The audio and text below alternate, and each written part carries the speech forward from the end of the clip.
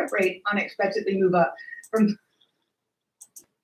We'll do it live. We'll do it live. Wednesday night wine posting while I eat some hamburger with my dog. How are you enjoying World War III? That's the question this evening. How are you enjoying World War III? Are you enjoying it? Is it going well so far? I'm not doing too bad. I'm over here far away from the front lines, I guess. So we're still living pretty normal lives over here, which is nice. We're living normal lives over here.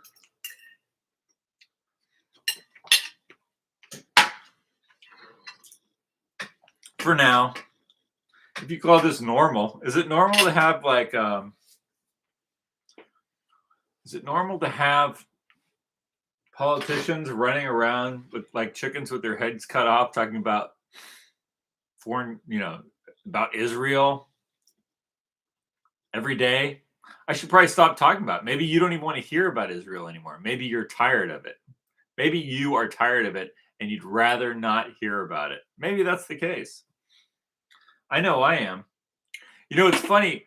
Brian Mast, who I made my last video about because he wears an IDF uniform in Congress, he's not talking about, well, he is talking about Israel today, but he's also talking about the globalists.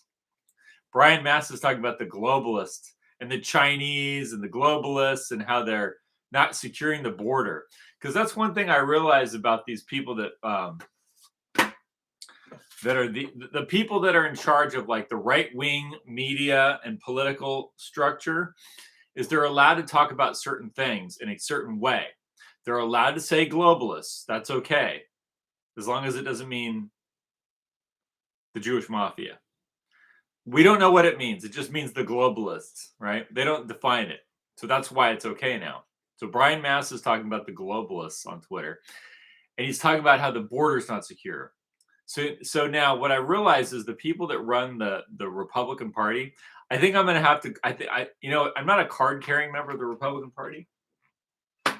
I am a registered Republican voter. I may have to unregister as a Republican, but not until after this next election. I will vote for Trump. Maybe, probably, most likely. Unless he does something really stupid, I'll probably vote for him.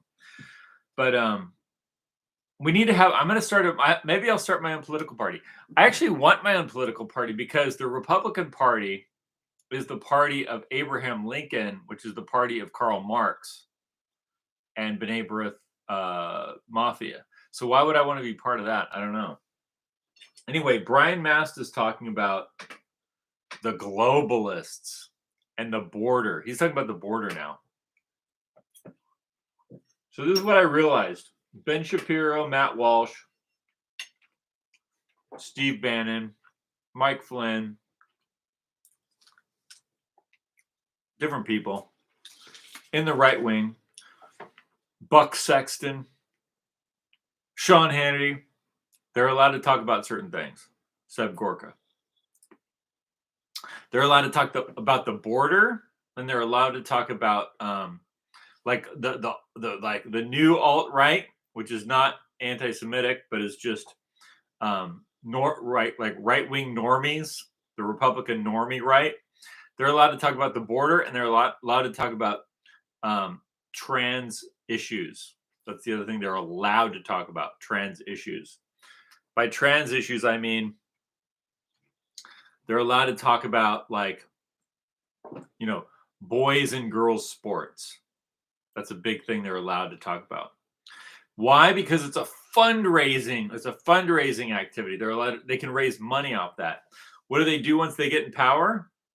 They do what they're doing. Nothing for you. Are they going to stop boys from being in girls sports? Probably not. They're going to raise money on it though. They'll raise money off of it, but they won't actually do anything. Just like they'll raise money on the border, but they won't actually do anything. My dog just punched me in the leg because he wants some of this hamburger.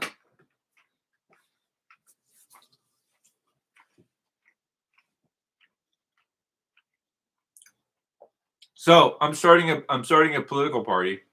You have to understand, I'm against Marxism. I'm against Marxism, and I love the truth, which I call Christ.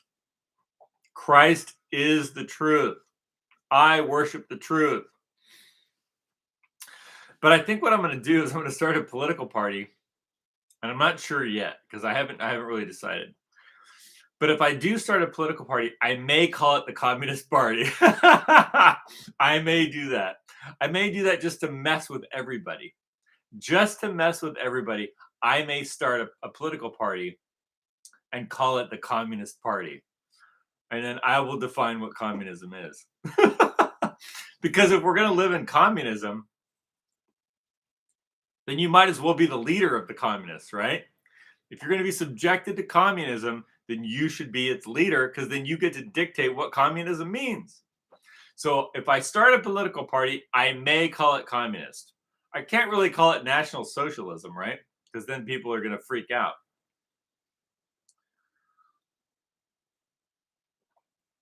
Now, what are my political positions really? I'm actually an American, which means I believe in the natural order and the natural rights of the idea that God, which can't be understood through physical means, God, which cannot be understood through physical means, endowed life and living beings with certain inalienable rights that can't be taken away. Can't be taken away. You can't. No one can take away your speech. You have to. You're the only one that can take it away. Now, a government can criminalize you for your speech, but they can't stop you from speaking unless they literally cut your tongue out or kill you, right? Then they can stop you from speaking. But ultimately, no one can stop you from thinking thoughts, having a conscience, believing certain things. And governments try to do that. They really try to do that. That's the strange thing. And it's funny because when I grew up in America, that was the thing that we were all taught that was wrong. We were taught that it was wrong that these governments came along and tried to police everybody's speech.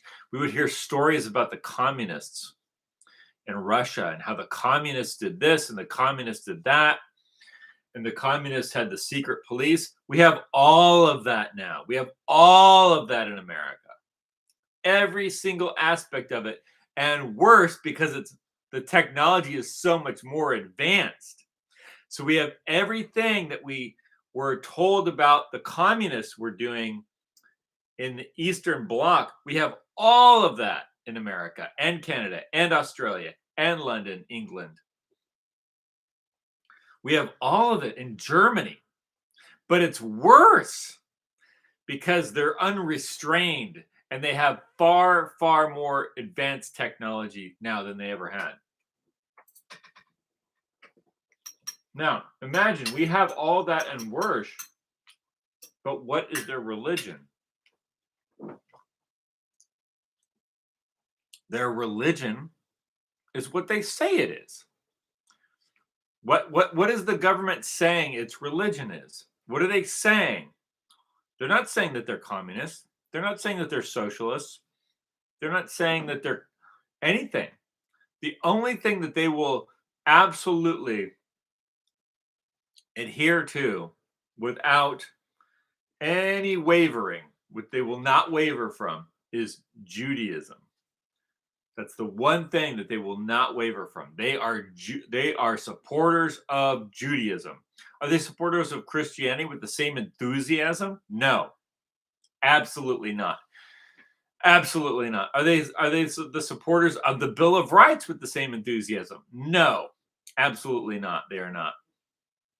They do not. They're not enthusiastic supporters of free speech. They are just not. I'm talking about the people that are you want to call them elected, but I'll call them the people that were appointed through the electoral system by gaining enough money from the investor class. There's like an investor class that has an agenda, and they're the ones that run the government by sponsoring people to run for government, right? No one is calling my phone. I'm sure that a lot of people, these people that I've pissed off on Twitter, I bet they have my phone number. None of them have called me and tried to get me to run for office. None of them. Nobody has called me and tried to get me to run for office. 0 people. What does that tell you? That tells you they don't want me in office. Who do they want? They like Lindsey Graham. They like Tom Cotton. They like Barack Obama. They like Joe Biden. They like Ocasio-Cortez. What is her name? AOC. Alexandria? Is that her name? Is her name Alexandria? I don't know. They like her. They like oh God. They like that lady, the Somalian lady in Minnesota. You know what's sad? Is that the last time I was in Minnesota, it was for my sister's wedding. And it was back in, it was back in the 90s. It was before the World Trade Center was blown up by the Jewish mafia. And I went there. It was in the 1990s. I went to my sister's wedding. And it was so nice. It was such a lovely place. I went to Mall of America. I've only been there once. Went to the Mall of America. We went on a river boat for the wedding. The wedding was held on a boat. And so we were floating down the St. Croix River, I believe it's called. And they did the wedding. My mother was there. My father was there. My brother was there. My sister was there. My brother-in-law, Jeff, his family was there. And it was so beautiful. And I went to the Mall of America. I was how old was I back then? I was a young man. Went to the Mall of America and I saw these really good-looking white girls. Really pretty white girls were there. Very beautiful, just good-looking white girls, you know. And as we were floating down the river, and the mall. Because I'm in Southern California, so in Southern California there's a lot of different races. There's a lot of Hispanic people that have come from Mexico. There's a lot of Asian people that came from Vietnam in the 70s. There's a lot of Chinese people here now. And literally, when I walk my dog, let's say in the park near where I live, I hardly see any white people. When originally this area was originally almost like 90% white people. Now, there are still white people that live here, but they kind of like where I live, the only white people live in the hills, the foothills, because they're rich enough to live here in the foothills, or they live at the beach. And then everything in between is not white people for the most part. There's some little pockets. But there's a lot of Hispanics that they use to do the jobs, which isn't National Socialism. And I really don't have any problem with Hispanics. But the thing I do have a problem with is this is the capitalist model of the central bankers. And so under the capitalist central banking model, it doesn't matter. The race doesn't matter. So what they do is they have a system where they're not trying to perpetuate anybody's race. And so it doesn't matter what race you are, or it doesn't matter what culture you are. It doesn't matter if anything. The only thing that matters is money. That's the only thing that matters. That's what I don't like. And so that's kind of why I tend towards the ideals of National Socialism that said it's not just money that matters, it's building a culture. And it doesn't have to be just white people, because other cultures want to do the same thing. And I've always found it strange, actually. I've always found it strange that other races even wanted to be around us when we were here. Like, because you got to understand, when I grew up, it was almost all white people in my neighborhood. And so why would other races even want to be here? Unless it's just to make money. But like, what's the point? Right? If you live in I'll give you an example. They have these like I saw this thing about airlines. Oh, the first black this or that on an airline. It's like, well, if you go to Africa, they have airlines in Africa and they're all black people that run the airlines. It's not like black people can't fly airplanes. They fly them in Africa. They have their own airlines in Africa where they fly airplanes. And we act in America like this is the first black this is the first Mexican that, this is the first Chinese this. It's like, well, no, it's not, because if you go to China, they have a whole government. They've got they've got a they have presidents that are Chinese in China. I don't know if you know that. And they've got in Africa, they have presidents, and they've got people that run businesses, and they've got all the things that they tell you the first this or that here in America.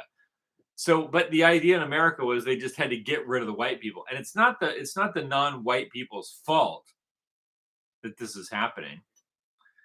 The fault of the people that are doing it are the people that are implementing the Kalergi plan. The literal plan by the Kalergi establishment to get rid of the white population so that they can rule. That's the entire point of the Kalergi group, is that they want to rule over territory, or they want to rule over geographical areas, all of Europe, right? Or North America. And the thing that gets in their way of ruling over these vast territories, which are filled with minerals and resources and oil and gold and silver and uranium and lithium and oceans, and like the whole thing that prevents them from just being the rulers without any opposition, are white people. And you wouldn't understand that at first. You would think, how would white people be the problem? Because the white people that live there don't like them and don't want them, you see? So what they've done in Germany and in London and in America and in Canada and Australia is that they've brought in all these other populations which aren't part of the culture, and they're telling them that the white people hate them so that they would support these politicians, right? They go, oh, these white people hate you. Support me. I'll take care of you, right? And that keeps them in power, and that keeps them ruling over these vast territories which are rich in resources. So they've managed to get these other races to maintain their power.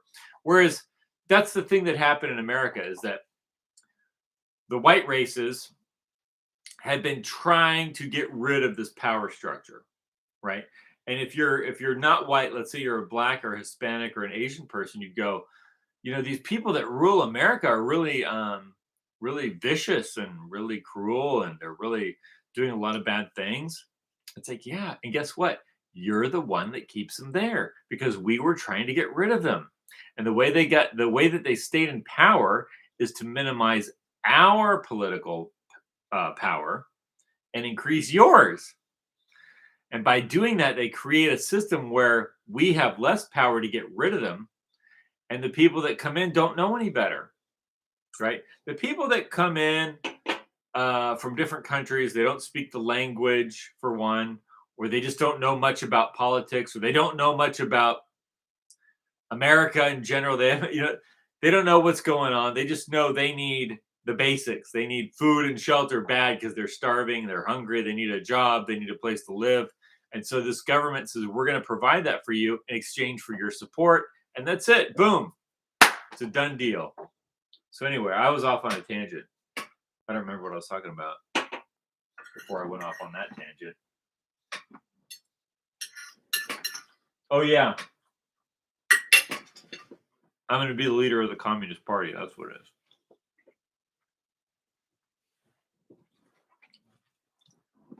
We need a new political party. Now, I don't really think I could call it the Communist Party, because I'm not a Marxist. But what I was saying is, if we're going to have communism, then I would set myself up as the leader of the communists and become a communist dictator, and then I will tell everybody what communism means. I will determine what it means to be a communist. And that would be the best. I think that would be the best way to circumvent the situation is by becoming its ruler, becoming the one who defines it. So we're talking about Brian Mast. Oh yeah, Republicans. Now, understand something. I've been a registered Republican since I guess since I started voting, which is in the 90s. Oh, the first presidential campaign that I voted in was Bush 1. The first Bush presidency, which was 2000, right? Yeah, Bush was running for president for the year 2000. And I voted for him. And I got other people to vote for him because I was thinking, I told people, vote for Bush. I said, vote for Bush because then we'll have lower taxes. That means a lot. We'll have lower taxes and we'll have, what was the other thing that, it was a big deal at the time was school choice. Don't you want school choice? You don't want to send your kids to these concentration camps that are appearing all over America called U.S. public schools. You can send your kid to a private school. That sounds like a good idea. Look, first of all, taxes are fake. Taxes are fake. The government doesn't need your money, stupid. The government doesn't need your money. The government prints the money. This is the one thing that I realized over the years, listening to these people on the radio, is how they screwed everybody over so bad. One of the things that they did was they told you that the government doesn't have any money and that they get all their money from people and all this kind of stuff. And it's like, no. Do I have any money laying around? If you look on a dollar bill, it says U.S. Treasury, and then it's signed by the treasurer, who's part of the executive branch of the United States government. What does that mean? That means all the money in your bank account right now belongs to the treasury of the U.S. government. It's all theirs. All the money in your bank account right now belongs to the U.S. government. None of it belongs to you. It's not yours. It's not your money. It all belongs to them. You're holding it. You're holding their property. You can't take a $10 bill out of your pocket and slice it up into pieces because you've just committed a federal crime. You've just defaced the U.S. currency. That's a crime. You're a criminal because that's not yours. It's not yours to deface. You didn't make that. That's made by the Treasury Department. It's not your money. So why are you worried about it? Why do you care how much of that you have? It's not yours. Well, you care about it because you can use it to buy stuff. So that's a good reason to care about it. But I mean, why would they? Okay, so here's the question. If the government prints the money and then distributes it to you so they can buy stuff, they don't really give it to you. What they do is the government prints the money, right, in Washington, D.C. The Congress authorizes it. And then it's once the Congress authorizes it, it goes to the executive branch, which is the Treasury Department is under the executive branch. And then the executive branch has the money basically produced and then distributed. Who do they send it to? They send it to all the private groups that are working with the government and the federal employees unions, which are 501c3 private organizations, which are working for the government. So the U.S. government produces a currency and then distributes that currency, and they send it overseas. And people think, why are we sending our money overseas? Well, first of all, it's not your money, stupid. Is your name on that? No. Janet Yellen's name is on that, and Steve Mnuchin's name is on that. And a bunch of other people that worked in the Treasury Department's name is on that. But guess whose name isn't on there? Yours. Because it's not yours. It's not your money. It's their money. So the reason why they ship so much money overseas is because that's how they control people overseas.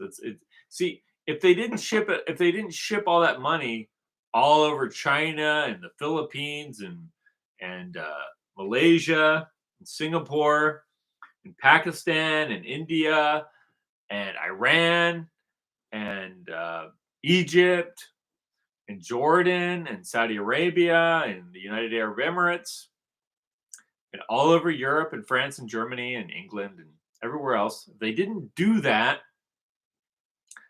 then they would lose all their power, because that is their power. Their power is that people use that to buy stuff. So they need that in order to survive. If they need that in order to survive, that means they need America in order to survive. Well, not even America. We shouldn't even call it America. Let's call it the United States, because that's the legal definition. The United States does not mean me and you. Okay, I am not the United States. Neither are you. You are not the United States. The United States is a legal term which refers to the U.S. State Department, which is the executive branch of the United States government, and the Congress and the Senate. And anybody else? No. Just the. I believe the United States refers to, basically, ultimately, the executive branch. And when you think about it, it's funny because the executive branch is supposed to be the president that we elect to be in charge of the executive branch, but it's actually a huge bureaucracy of a lot of different groups. It's the CIA, it's the NSA, it's the Pentagon, it's the Treasury Department, it's the FBI, it's the Department of Justice, and it's a lot of other stuff. The ATF is part of that, the Environmental Protection Agency.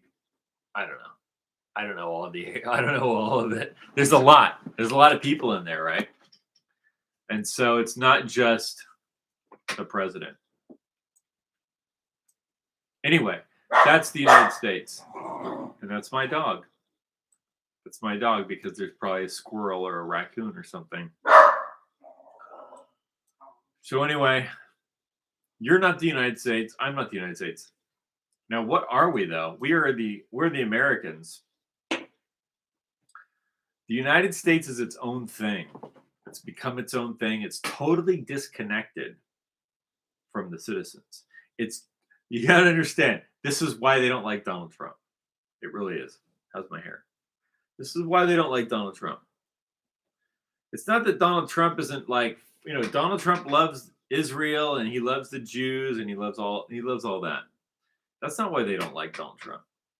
They don't like Donald Trump because Donald Trump doesn't realize that the United States government is totally disconnected from the American people and has nothing to do with the American people.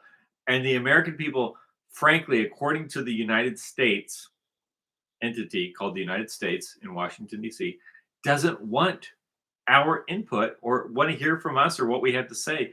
They don't care. Not only they don't care, they don't want to hear from us. They just want to keep us pacified so that they can remain in power, whatever that takes.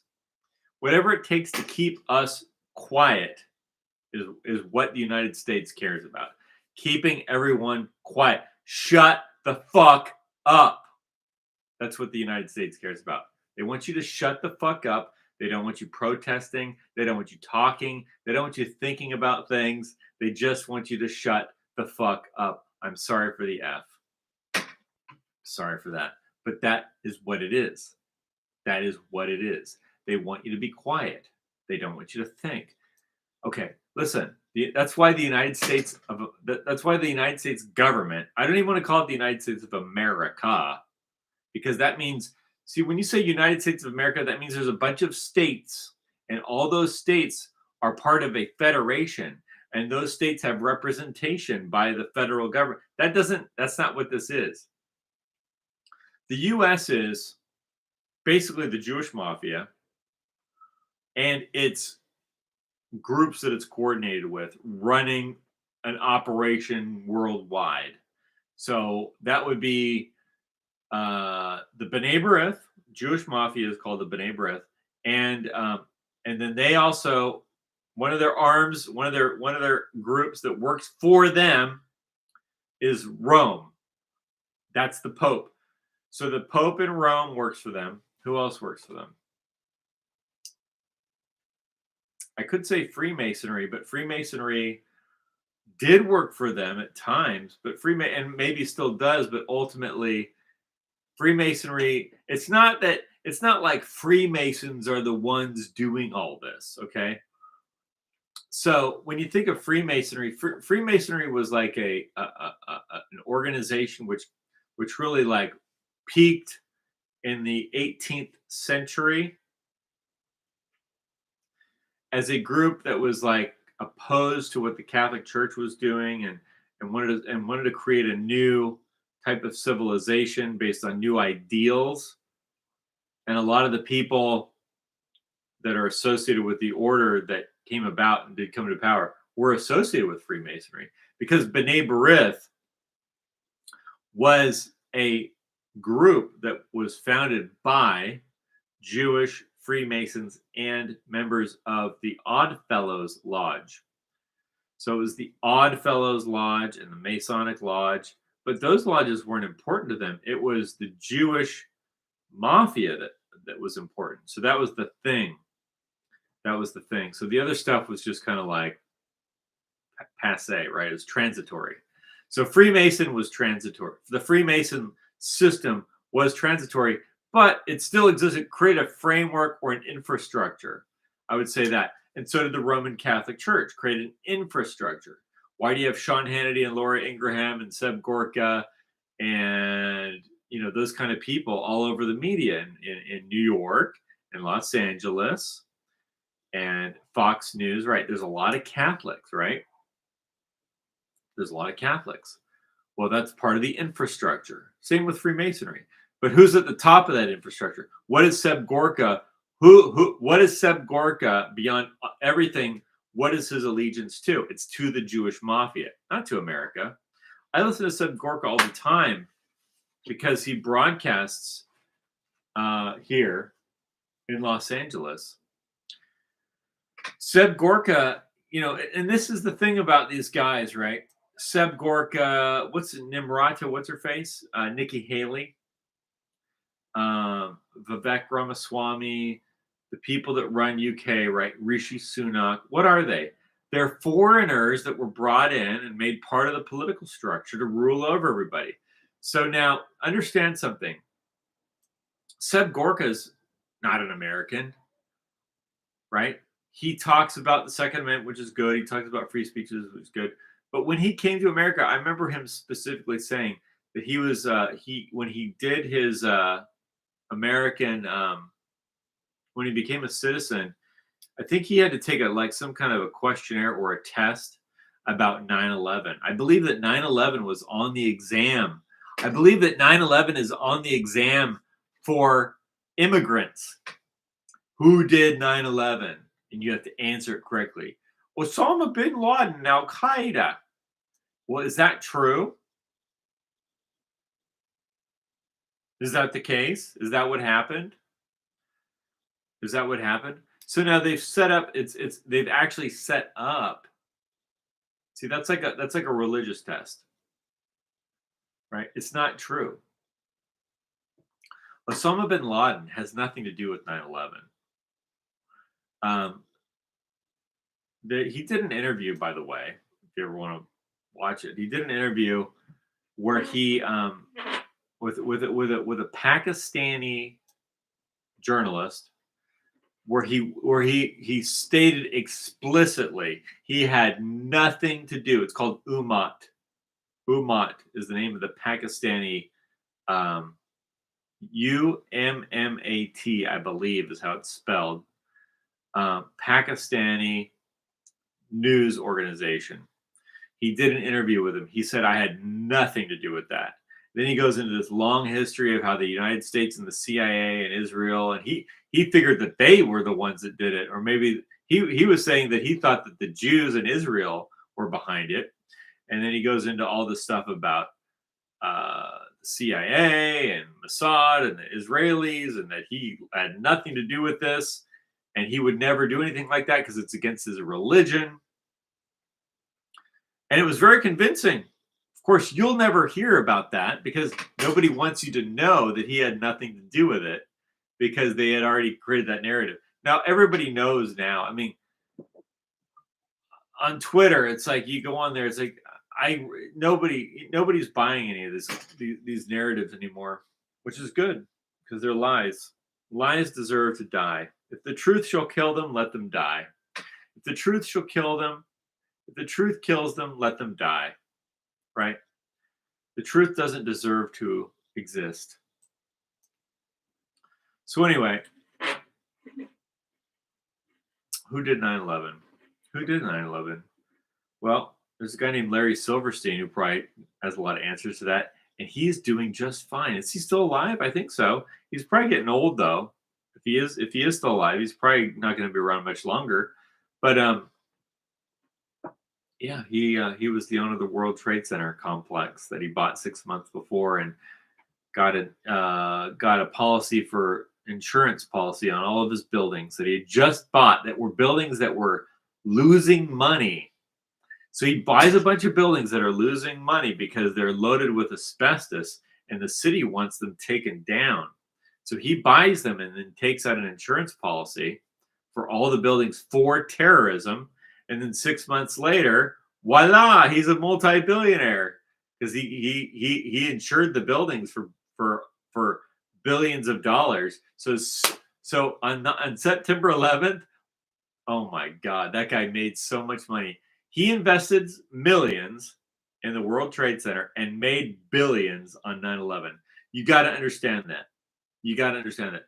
The owner of the World Trade Center complex, Larry Silverstein, on 9/11, properties that he had just bought a few months earlier for millions of dollars, made billions. So he made billions of dollars on 9/11 through his insurance policy.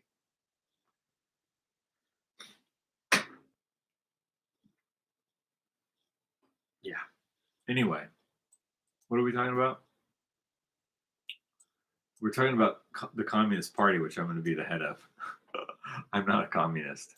I think I already told you that. I have to repeat that though. I'm just saying, if we're gonna be communists, you might as well be the leader of the communists, and then you can tell everybody what communism means. It can mean whatever you say it means. That's the beauty of it. That's the beauty of it. All right, so I think we're going to call that quits. Let's just take a quick peek at Twitter here. Here's a guy named Cam Higby who says that Hitler would be a big fan of Hamas. And of course, everybody responds to him that Hitler was great because everyone thinks Hitler was great now. And it's not because people want to kill Jews. That's not why. I probably shouldn't get into this. It's too much for wine posting. But maybe you don't like Hitler. Maybe you do. Maybe you don't. Fact of the matter is, if you just listen to what he actually said, it wasn't anything violent. He didn't say he was going to kill people. Now, that doesn't mean that he didn't kill people in wars, because he was actually in World War I. And when you're in a war, you have to kill people. Then he was in World War II, and he was leader of Germany during World War II. But why would America want to attack Germany other than for economic reasons? We shouldn't get into this. Too big of a topic. But I'll tell you one thing. Hitler is no longer hated by a large percent of the population. And it's not because people want to harm Jewish people. They don't. From what I can tell, the people that are against Jews and Zionism and who like Hitler don't want to hurt Jews. They just want all of this shit to stop. They want all the wars to stop. They want the genocide to stop. And I'm not talking about the left-wing communist protesters. That's different. Okay. They also don't hate Jews. Actually, they don't. Because if they did, they would call them Jews, but they won't call them Jews. That's the thing. They call them Zionists because they actually won't call them Jews. I call them Jews because I call Jewish people Jews. If they're Jews, I'll call you a Jew. I'm not going to pretend like you're not Jewish if you are. Okay. You can call me what I am, right? If I'm saying that I'm this thing, then call me that thing. The left people don't do that. The communist, socialist left, right? When they're protesting Israel, they will not call them Jews. They just won't. They refuse to, which is fine. That's their prerogative. But what I'm saying is the people that don't like what's happening, none of them really want to, like, literally, none of them want to hurt Jews. They don't. They just want all this shit to stop. And it's not just the left. The people on the right. There are some people that are psychopathic bigots. Okay, that's real. That is real. There are people like that. But the funny thing is, I've actually met people that were in like white supremacist. What you would call? I wouldn't even call it white supremacist. Let's call it this. Let's call it neo-Nazi prison gangs. Okay, I've met some of those people that are in neo-Nazi prison gangs that were in actual prison gangs in prison, and I've actually met some of those people. And I can tell you, they don't even think about Jews. Because first of all, they're not really National Socialists. Number one, what they do is they use the what you call the trappings. That's a word, trappings, which means the symbols or trappings. Let me give you that definition. The trappings. Let me define this for your definition. Trappings. Trappings means the outward signs, features, or objects associated with a particular situation, role, or thing. Right. It's the trapping. So like what happens is the people who are in prison, right? And the white guys that are in prison, they wear swastikas. They have the skull and bones tattoos of the death set, and they have the lightning bolts, right? Those are called trappings. That means that they use the outward signs, features, or objects associated with a particular situation, role, or thing. But are they actually National Socialists? No, they're not. They don't know anything about it. What they are prison gangs, and the Anti-Defamation League has told them that these are symbols of evil and killing and brutality, and that's what prison gangs like. So they wear them for that reason, because they associate with them. Are they actual National Socialists? I'm not going to say none of them are, but they tend not to be. From what I've experienced, they're not really. They're really not. They're just like, because here's the thing. The National Socialist movement in Germany was Christian. It was Christian in its philosophy, in its mores. In other words, they were for family.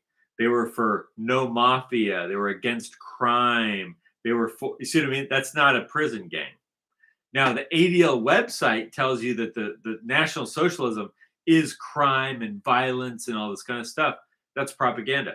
And of course, the United States and the FBI and the Department of Justice all repeat that because they work for the mafia. They're the ones doing that stuff all over the world.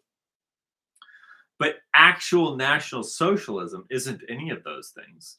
Actual National Socialism is Germanic, but if you look at the mores of it, it was very Christian in its mores and its philosophy, because it was about helping the community, having a strong family, caring about your family, being responsible, being loyal, right? Those were the ideals of National Socialism.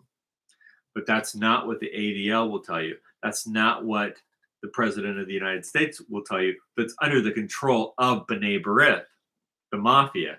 The same people that are going around exterminating people all over the world, throwing people in prison for thought crimes, promoting these false religious cults like the Holocaust cults and the Holocaust museums, the people that spread drugs and LSD and import drugs into America and traffic children, and the Jeffrey Epsteins and worse. I mean, Jeffrey Epstein's like, when you know what these people that are running these groups really do, Jeffrey Epstein's like the least of the evil.